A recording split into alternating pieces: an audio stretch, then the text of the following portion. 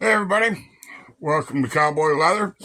It's Friday, end of the week. Hope everybody got your projects wrapped up and hope everybody stayed warm, stayed dry, whatever the case may be. Today we're going to build a, I'll call it purse, call it bag of whatever, man bag, woman bag, whatever. It's going to look, now this one hasn't got strap on it yet. It's going to look like this.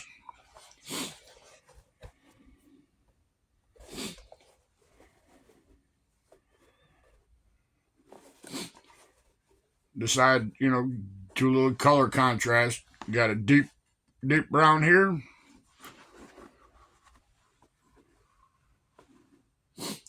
And also, we've used chrome tan here, veg tan on here.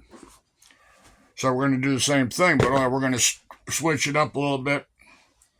We're going to use the veg tan as the body and the chrome tan as my flap. So let me swing over here, and I've already got it started. Not very far, but we've got it started. Let me move you around.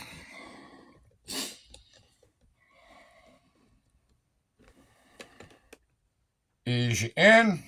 All right. Like I say, I've already got my parts cut out. This is going to be the back. This is going to be the flap. That's going to be the front. And we're going to use chrome for the gusset. So what I did is I took a number 6 French skive. I dropped in about 1/4 of an inch. I skived this a little bit thinner. This is a 4 to 5, I believe. So, and then I come back and I put my sticky glue on there. It's been sitting a while, so we're going to go ahead, lay this on here.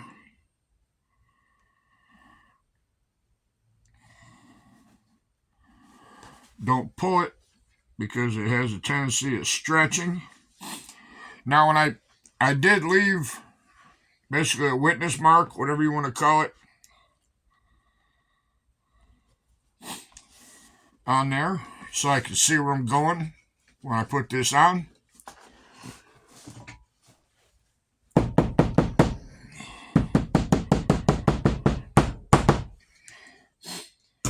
All right.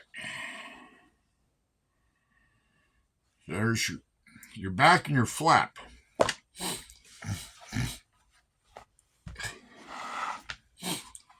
Now, what we can do is make sure this is square. Oh, excuse me, square.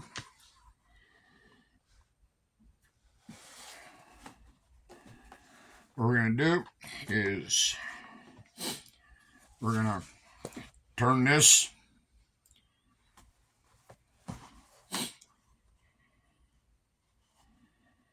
inside like this. I'm right-handed, so I'm going to start this over here. So I'm going to go over here to the hot mess. I'm going to stitch this to this, stitch this to this, and we'll be right back. Don't go away. All right. Got that stitched on. Stitch that on. Trimmed up. Now we got to go ahead and turn this inside to the outside.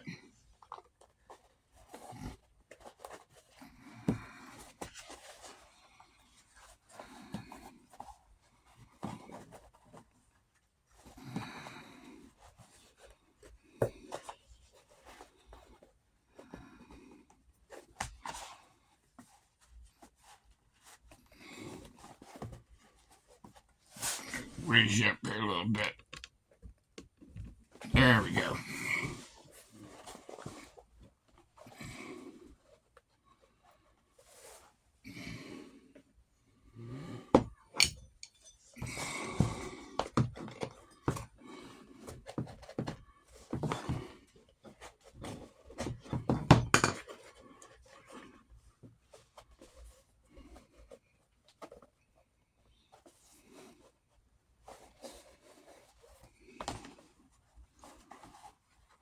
Always one side's got to be a pain in the butt.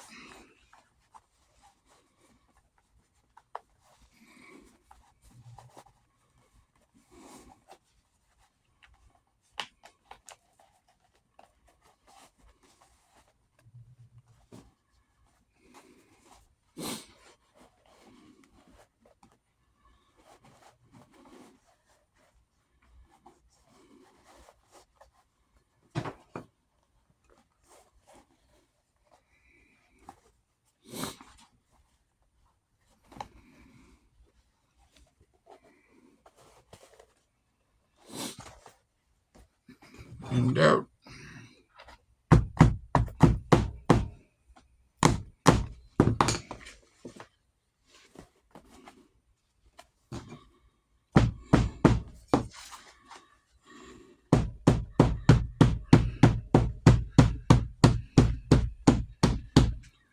That's where that comes in handy.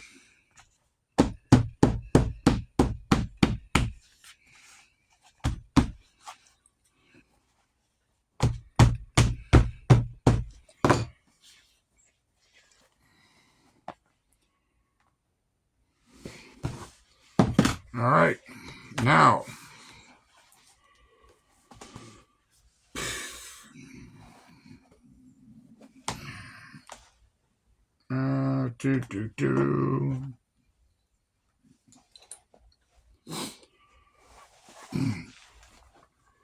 on these pieces, this whole thing is put together using a clicker die to cut.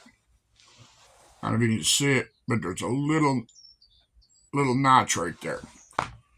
That's my center. So same thing with here. Draw an imaginary line.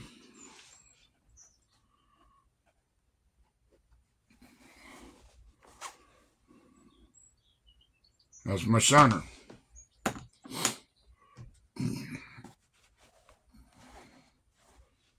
All right, now flop this over. Get this up out of my way a little bit.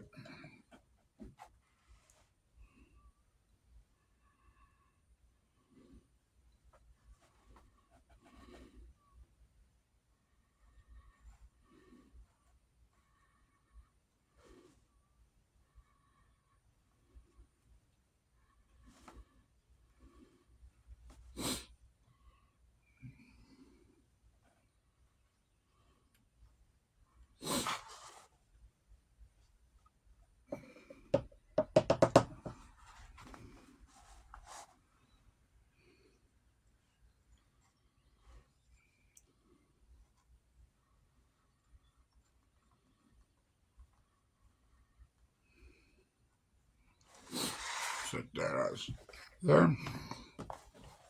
Do the same thing here. I say this is a very simple bag to put together. If you got a clicker die or whatever. If you don't, well, then you got to measure it, cut it out.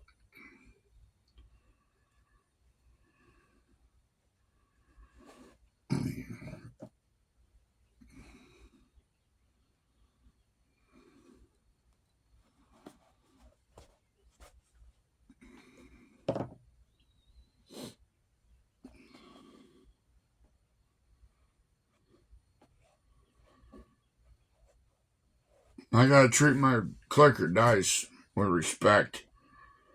They went through the fire. Some got unheat treated. So I have to be careful because I had one, it was a holster, and I figured, oh, it didn't look too bad because it was towards the front of the building. That part of the building didn't really burn that bad. But it was, I went and used it, and I heard, put a little pressure on it, started to cut with it. It clicked all the way around, cut it out, took the die off, and it had a crack in it. Well, I needed one more holster, so I figured, okay, I'll see if I can do this. Won't put as much pressure on that side. Well, I got it just about clicked out, and I heard it go snap. I took it out of the clicker die, the clicker press, and it shattered the die. So, luckily enough, it wasn't one of the dies that I use a lot, but I was able to kind of piece it together, and I just traced around it and made the die. In fact, no, I'm sorry, I said it wasn't one I use a lot. It happened to be the one I use for making holsters for the Smith 357 with the 6-inch barrel, no, 5-inch barrel on it. So I was able to get a good tracing out of it. So that one went to the scrapyard, but the rest of them all seem to be pretty good. I just hit them with a flat file, kind of put an edge on them again, and they seem to cut pretty good. Every once in a while, I get one that doesn't want to cut because I didn't get it sharp enough on the edge or whatever. But I was lucky. I didn't lose everything, and all my holsters pretty much are all clicker die. So, you don't have to, but I do. I put another coat of glue on this.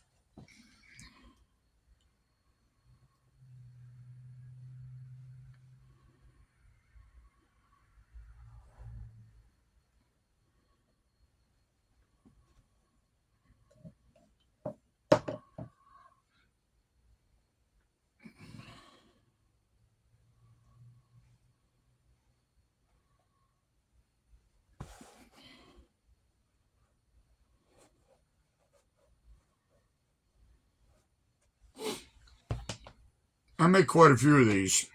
Last time I went to a craft fair, I sold all but one.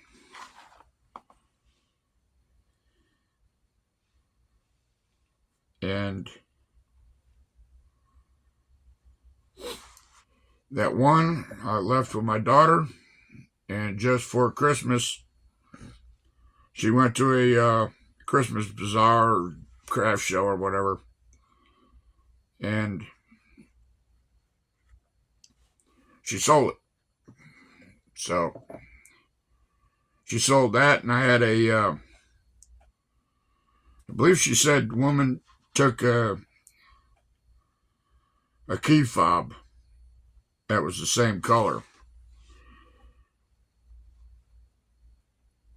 Of course, I think my daughter said she gave the woman the key fob, which is no problem. Every once in a while, make a sale, you got to make a compromise.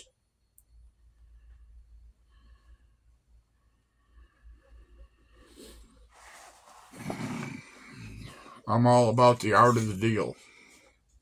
If you get somebody to buy something by just, throwing in a key fob or something like that, it don't hurt. Good public relations, good advertisement. So that's just something that, you might want to think about. If you got a way to make some kind of sort of inexpensive key fobs, out of scrap. Make them and just have them in a bowl or a dish next to you, where you can tell somebody if they're kind of borderline. I don't know if I want to buy it. If they're hemming and hawing and backpedaling, just throw a key fob down there and say, okay, I'll throw this in for you. And if they back away, then they really weren't that interested in that purse or whatever they were looking at. But the more sales and stuff you go to, the more you'll find out. You'll find out what sells at this place and what sells at that place. It takes a little bit of time to figure out. I see a woman on YouTube. She makes some really cool tote bags and purses and just crossbody bags. She does a real good job. And she made some other stuff.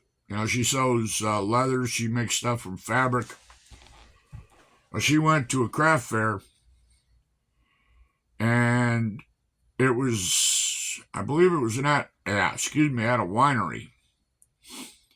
And she made video, she threw it.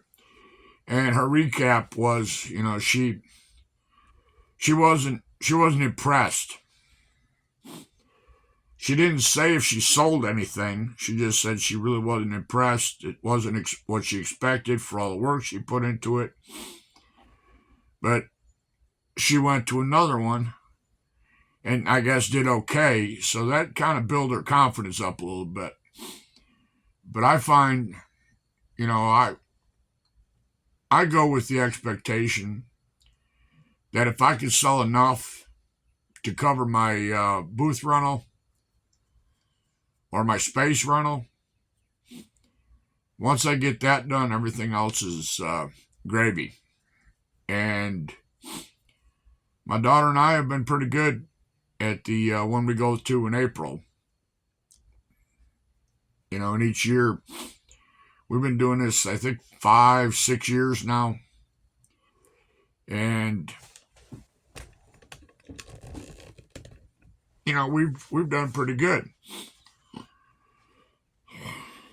The first year we went, she did okay. I did good. The next year we went, we both did real good. And every year after that, it just seems progressively we get better and better and better. And I pass out a lot of cards. That's something else. If you're going to go to these different events, having some business cards or something with your name on it, phone number, helps. Because I've got a lot of repeat business. Last time I went to an event, I had I had right hand holsters, and this one guy goes, he said, they're nice holsters. He said, but the wrong hand. He said, I need a left. I said, okay. I handed him one of my cards. I said, well, give me a week or two. I said, give me a holler. I said, or stop by. And I said, we'll make you one. He said, okay. So we did. I had some other people, wanted belts. I didn't have all the belts that I make.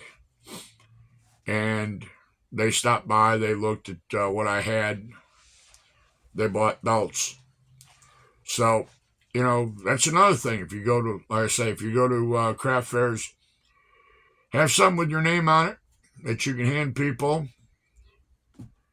And, you might get business that way. So, just me rambling here telling you what I find works for me. You know, you don't know until you try it. That's what I tell people. You don't know. You know, I've had people say, well, you know, what sells, what doesn't sell. It's hard to gauge. I try and have a little bit of everything. You know, enough to fill up 2 tables, 3 tables, whatever the case may be. And, you know, I kind of get a feel for what sells at that one. Go to another one, see what sells there. And just the object is keep your table covered with stuff. Yes, you're going to sell it, but have, you know, some stuff sitting back. Don't put all your product out at one time.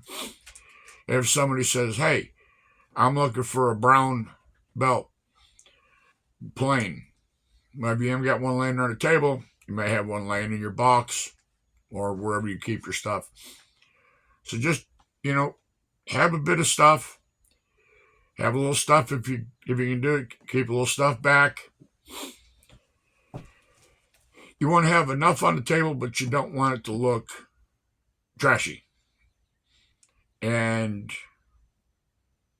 I wish I had a picture of what my daughter's setups look like, because she spends a lot of time on her setups. She's done them enough. She knows what pieces go on what stands. And she's got stands, shelves, and stuff like that. And she's got a really impressive looking setup when she sets up. She's got matching tablecloths and all kind of cool stuff. You know, it's amazing. I didn't teach her all that stuff, but that's just a woman's touch. I taught her how to make stuff out of leather, and she took it and ran. And I'm very, very proud of her. You know, didn't teach her much else, but I taught her how to do leather. All right, let me tip you down here. This bag, I think the glue is tacked up enough that we can stick it together. So let's ease you down and see if we can get this thing together and get it stitched up. All right. My little mark is right there. What I do is come in, find that mark that I put in here.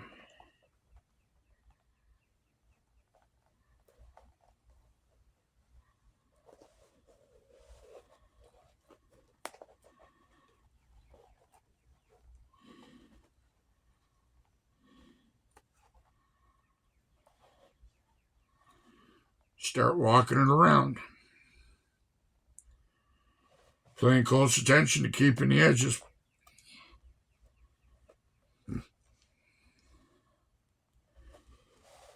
Now, one thing I do find is don't pull. When you're putting this together, don't pull on your leather. Just let it kind of fall into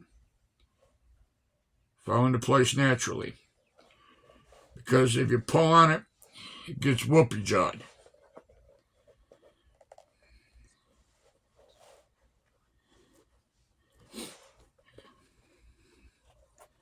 And come around to this side, do the same thing.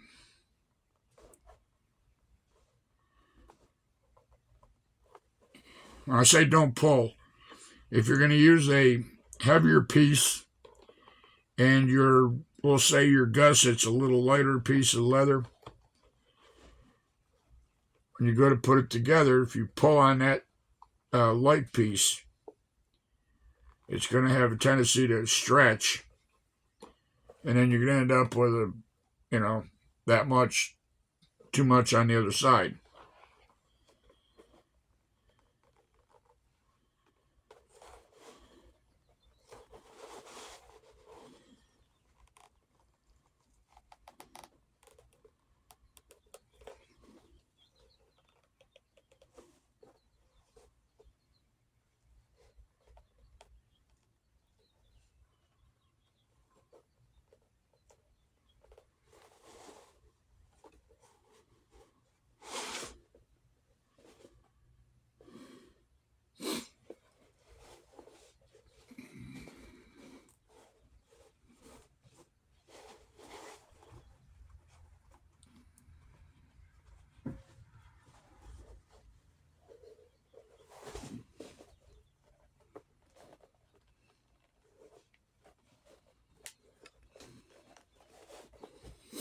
and just kind of walk it in. Sometimes what I do is I lay it on the edge of the table.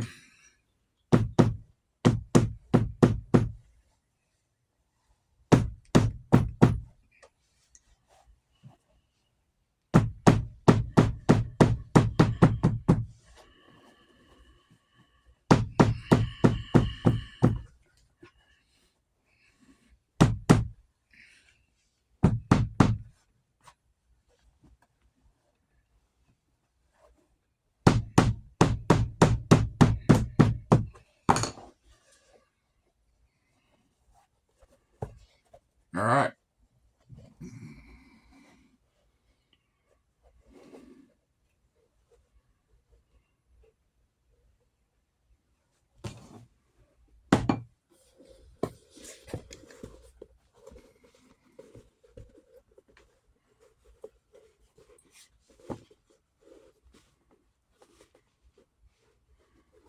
Simply marvelous.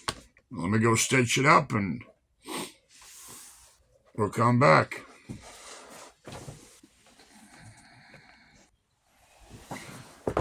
All right, there we go. It's right over there, just Iron Jim Dandy.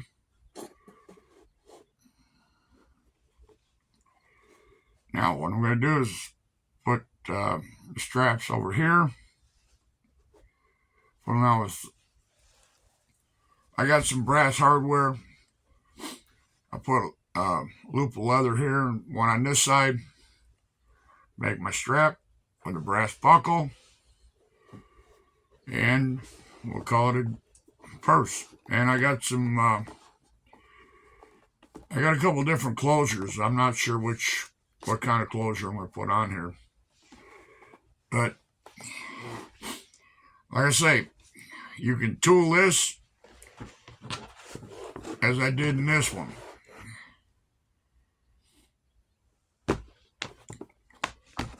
Being that this is chrome tin, you can't tool it, you can't do anything with it. Now, yes, this is going to be this pull up. So, you bend it, it's going to change colors, but it'll look good. So, that's those.